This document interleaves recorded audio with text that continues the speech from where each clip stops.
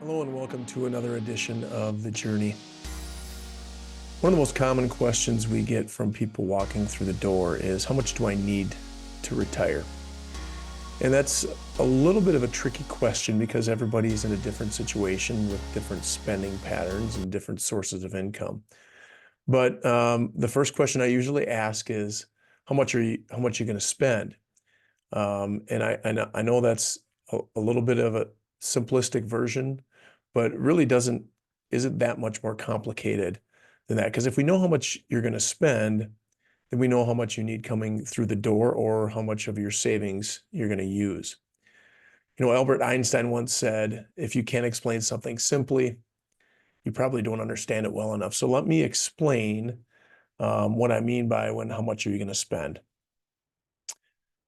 If you are somebody retiring and you have different sources of income, let's say you have a pension of 15,000 and you have Social Security of 30,000, so that's $45,000 of income. Some of that will go to tax, but that's how much you have kind of a baseline for income.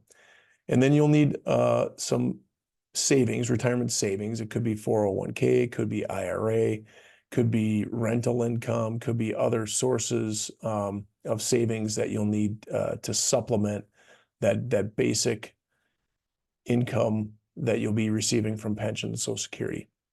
So let's say, again, you're $45,000. And let's say you need $85,000 to live on, including your taxes. So that really means you need about another $40,000 of income. In my world, we use a 4% rule. And the 4% rule really means if you spend 4% of your retirement savings, you run a low likelihood of running out of money in a 30-year retirement. So in this example, if I need $40,000 for my retirement savings, that means I would need about $1 million saved for a 30-year retirement. If I spent 4% of that million, I'd run a low likelihood of running out of money in 30 years. Now, very simple version of a math equation, but not everybody's in the same situation. We understand that. Some people are not worried about a 30-year retirement. And obviously, when you retire, you probably spend about what you made your last year of working, your first few years of retirement. That's just what most people do. They spend about the same. Their lifestyle doesn't change a lot, but then you start to slow down a little bit.